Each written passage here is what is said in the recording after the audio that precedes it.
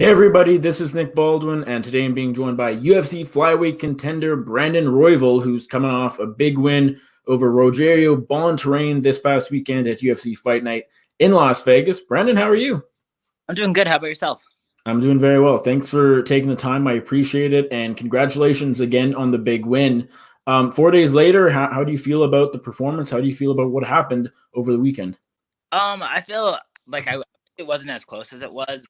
Um, I don't know, man. That's exactly how I feel. I just wish it wasn't as close as it was. I wish I got a finish, and but overall, I mean, I'm feeling healthy. I'm feeling ready to go for a next one. I want a quick turnaround, and body's feeling ready to get back at it and back to the swing of things. Why do you think it was such a close fight? What did you maybe not do, or what did maybe your opponent do that you weren't expecting I that think that made it competitive? I think as much as like one, the boxing was a lot tougher than I expected, but he was just strong, man. He was just buying time, and I think that that was kind of like a little bit of his game plan, is just to kind of wear down the clock, buy time, and then just kind of win that way. So for me, it was it was frustrating. It was frustrating to kind of just like he wasn't really doing anything. So when he was dominating, or when he was having his moments in the fight, it was just like it was nothing at all. It was just like keeping me from doing stuff to him. So it was like one of those things where I felt like I was fighting to win and he was fighting to not lose a little bit. And sometimes that's hard to deal with when you got 15 minutes to work with. So I have 15 minutes to go to try to take him out and get this job done, and he's just buying as much time as possible. And I don't know, it made for like a closer fight. Okay. After 15 minutes, what's going through your mind? Obviously, it ended up being a split decision. So one of those ones where, you probably end the fight thinking, okay, I got this. And then maybe you start wondering, wait a second, am I going to get screwed here? What's going through your mind just before Bruce Buffer starts reading the scorecards? It's just situational. It's still to this day. It just depends on how you score a fight. Like in my opinion, are you scoring off of do you score off fight off of like I don't know, like are you trying to score off who's fighting, or are you trying to score off time and all this stuff? And to me, it was just like I'm the more dangerous fighter, and like if this is a real life or death situation, I kill him every time, and there's no questions asked, and I don't think anybody disagrees with that. But it's like we have 15 minutes, and it's like he got takedowns, and it's like what do we score takedowns if you don't do anything with it? Do we score it as him winning, or if you're on top and you're defending submissions the whole entire time, is like how do you score that? Depending on it, just different on who's judging who. So I was just lucky that you have judges that want to see a fight and that want to see action, and that like are seeing that I'm over here threatening the positions and all that stuff. So it's just like to me, I knew how it was gonna go down. I knew it was just gonna depend on who's judging and how they judge fights. And it's like, are you judging it in the aspect of a sport, or is it in a fight, or just what? Or do you know jujitsu, where it's like, okay, he's on top, but he's in danger. He's defending arm bars, he's defending triangles the whole entire time. So it's like it changes in the aspect of that. Or it's like he gets 7 takedowns, but if he gets 7 takedowns and defends submissions half the time, it's like what do the takedowns do for him? Nothing really, in my opinion. But it's like on a different judge, it could be something completely different. So it's like I knew it was just going to come down to the judging and who's the judge, and what they think of that at that fight and how they score fights personally. And it was the first time going to the judges in the UFC. Does it kind of does that split decision close fight make you want to make sure that, hey, you never never go to the judges again, so to speak? Always, and anytime I've ever went to the judges except for once, I've lost. So I was like, I finish fights, man. I go and finish fights, and there's only been one time in my career where I went and didn't finish a fight and then won. So I was just like, fuck, here it goes again. Here comes this bullshit. And it's just like here comes another fighter that just kind of like negated a fight and just try to win on points and try to win off timing and stuff too. So it's just like, you know what I'm saying? I don't know. I always just anytime I go to decision, I'm holding my breath. Yeah. Even though, most fighters, including yourself, always go in looking for the finish, can you see the positives and maybe the decision? Just more experience in the octagon, a bit more time, get your reps in. Do you see how it could help you? Yeah. I always think of that too. I'm so new to the UFC. I've only been in the UFC for like a year and a half, and it's like I've only been going against the top contenders at this point. So it's like I need experience. Last year I only fought once because of that injury. So it's like I need that experience, and I need you're right. I need all those reps in that time. So for me, it was kind of important to kind of delay the fight a little bit. Like I wanted to go to the second round and third round before I was looking for a finish. I don't want to go out there and rush. because I tend to do that. But also, it was just like, yeah, I don't ever want to go to a decision ever again. I want to finish fights, but yeah, I get those reps and I get that time collected is super important in fighting. I know there was a lot of people who thought your opponent might have tapped to a submission late in the fight. Did you feel anything? Did your corner say anything after the fight? How do you feel about maybe whether he did or did not tap in that fight? Yeah. So I saw it originally. I was like, oh shit, he's tapping. And then I was like, oh wait, he didn't tap. Like, I don't know. Like, but in a fight, it was just like, I have a job to do. I'm cracking his arm. But like, as soon as I was cracking his arm, I saw him go for it. And he did that. He did that quick, like, little boom, and then did that. And then looked at the ref, like, did the ref see that?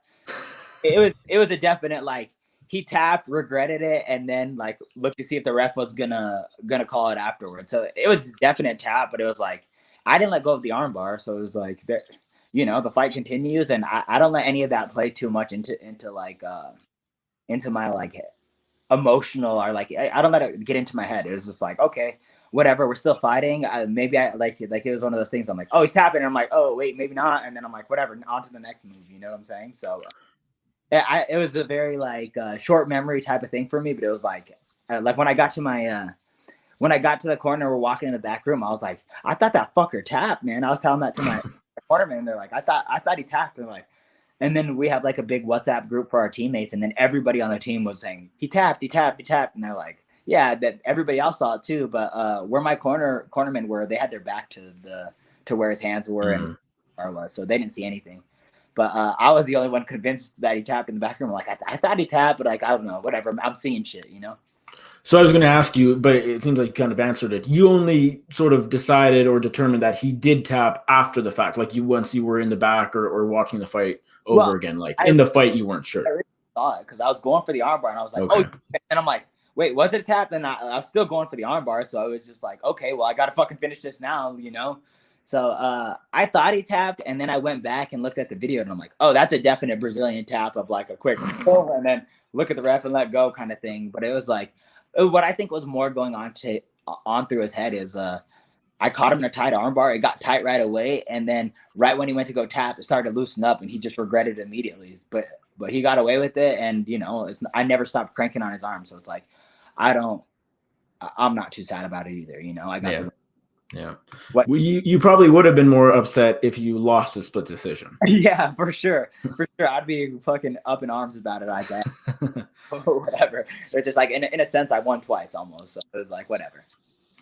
Going into this fight, it was the first time you had lost 2 in a row as a pro. So going in, like, does your mindset change a bit? Do you have a different mindset knowing that you need to get back into the win column, knowing that you need that W? Yeah, I mean, for me, it's just one of those situations. Like, one, I do want to win, and it's like the point of the what is it? You're acquired the labor, but the fruits of your labor aren't always going to be there. You know what I'm saying? So it's like yeah, I'm getting better through the skill and all that stuff, but it's just like, god damn, do I want to eat? You know, god damn, I want that victory. So it was like, I'm fighting the top guys in the world, and it's like I know if I lose this next fight against Bontorin, I'm not gonna get cut because I'm still number 5 in the world, and every fight I lost was like a title contention fight. And then I also kind of felt like that Moreno fight wasn't really a loss. Like I was on top of him and dislocated my arm. I needed that surgery long before that, so it was more like I was feeling like I was coming off one loss, but I was trying not to overthink it. Like I was trying not to get it in my head, and I was just like, whatever. Like I have to go fight somebody no matter what. And it's like, if I go out there and overthink that I'm going to potentially going to lose 3 in a row, then that's not going to help my performance at all. So it was just one of those things. Like I thought about it, but I let that breeze by because there's a dude standing across trying to swing on me. So that takes immediate precedent, right? Yeah. And so then after the fight, what's the emotion knowing that, yes, you're back in the win column. You got the win, which you wanted, which maybe you didn't need to keep your job, but you needed it to keep your top 5 ranking, to stay sort of in the mix. What's the feeling like afterward, knowing that losing streak is over? Just immediate relief, man. Immediate relief. And then it's just like onto the next one. It's immediate promoting for the next camp. I'm letting people know I was on weight, and if they need an alternate backup, I think everybody else in the top 5 is either one, like Alex Perez is coming off a loss. Askarov is in Russia right now, and Kai Kara France is in New Zealand. So it's like I'm the only alternate ready to go that's healthy and coming off a win right now. So I already knew. I was like, we're on promoting to the next fight, and then if I'm not going to get that, which it turned out I'm not going to get the like the slide in for the weigh-in thing or whatever, if they need a backup for the weigh-ins, I'm not getting that. So it's just okay, I want the loser of that fight. So it's just promoting for the next fight, bro. It's short-lived, and I'm happy. I got a couple days to bask in my win and eat the fruit of my labor in a sense, and mainly get my wounds better. But I have the next fight's gonna be even bigger, man. I'm fighting probably the loser of the title fight or fighting someone in the top 5. So it's like I got immediate problems coming up in the future. So it's like I got to get ready for the next one. You said in a different interview that you were in consideration to be the alternate for Saturday's Brandon Moreno, Deiveson Figueiredo trilogy fight. So just to clarify, did they say no to that? Did they shut that down? Is that not happening? They're not having an alternate. That's how it is. But if there was an alternate, it would be me. There's no other option really. Like right. SLL. So it's like it's raw dog or nobody. So I gotta stay ready. I gotta stay on weight. So yesterday was the first time or last night was the first time I actually got to eat like a cheat meal and go back to like just celebrating, I guess, the win. So I got a week or so to kind of just become fat and enjoy that fight this weekend, and then we'll go back to work. Did they say to you or explain to your management why they don't want an alternate? Just because Deiveson Figueiredo especially has had weight issues in the past. There's been some talk going into this fight week. Not that he will have issues, but just that you have to sort of keep that in mind. It seems like a perfect fight to have an alternate. So did they explain why not? I was a little confused about the whole entire thing. Nobody really went into details on why I was the alternate. I know I had like a 14 days off for you from the like Nevada Athletic Commission, but they said that they could get that pulled real quick because like all they're giving me 14 days off of was I rolled my ankle in that fight and it swelled up really bad. So it was nothing like it was nothing too serious. So I don't know. I feel like that's the only, if there's a title fight where you need an alternate or a backup, that's the one, because homeboys missed weight before, and you never know with COVID and what happens, so it's like I thought the same thing, but they decided to roll without an alternate, so I was like, fuck it, I'm going back to eating, I guess. Is that frustrating, or you're okay? It's not frustrating because it's like, the only way I'm gonna get a title shot is if I sneak in there, so I think Figgy's gonna make the weight, but it would have been nice to just, if there was a chance to sneak in there, get my spot. That'd be great, man. To cut above people and get something I don't necessarily deserve right now would be awesome. But it's just not frustrating. I knew the likeliness of Figgy pulling out or any of that happening was pretty low anyway. So it was just like, I had it in my head that I was like, fuck it. If I'm ready to fight, and I had it in my head that I'm going to get ready to fight, but it's like, I also knew the probability was low.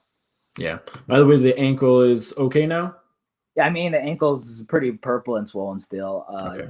Yeah, I twisted it pretty gnarly in there. I don't know exactly what happened or how I misstepped, but you could kind of see it in the fight. Like I was looking at it, my ankle was like swollen the whole entire time. So yeah, I don't know what I did in there, but I definitely like stepped back and stepped weird on my ankle and twisted the shit out of it. Is that something you think you might have to get checked out, or just a bit of time and should be okay? I was thinking that too. I'm sure it's just going to be time. Just need to build a little bit more strength on it over the next week, and just keep it, just give it the proper attention as of right now. I don't think it's anything major at all. You mentioned possibly fighting the loser of Saturday's title fight between Moreno and Figueiredo. Is that something you've talked to the UFC about? Is that something they've expressed interest as far as your next fight, or is that just what you would want next? That's what I'm trying to get in people's head. I think that's the most ideal way for, if I want to get into the title picture by the year 2022, then I think that's the easiest way to go about it, is just fight the loser of the title fight. If I get a win off that, then I think that put me next. But I'm just trying to smooth up into that title contention shot or that title spot as soon as possible. So I think that's the easiest way for me to go about it, and that's and that's also like, it makes sense that we fight back to back after like we fight back-to-back weeks, and then it's just like, I don't think I deserve the title shot next, to be 100% honest. If I'm being realistic with myself, it would be unlikely that I get a title shot next. So I think being a number 4, because my rankings went up to number 4, being number 4, I think it makes sense for me fighting another title contention fight and are the loser of that title fight.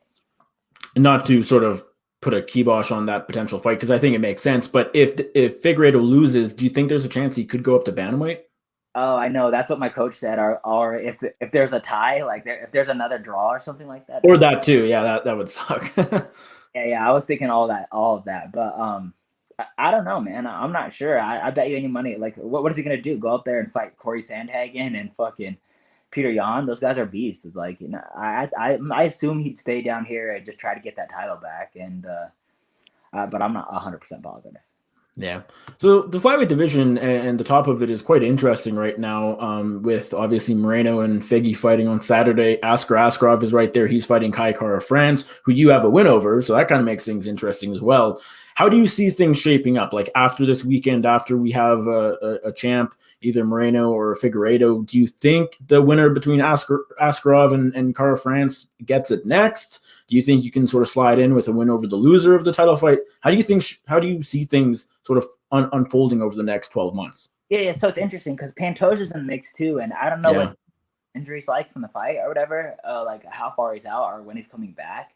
But Pantoja's in the mix too, so it's like if Moreno wins, it almost makes sense that Pantoja gets that next title shot because he has 2 wins over Moreno, and yeah, I think that would be the fight that makes the most sense.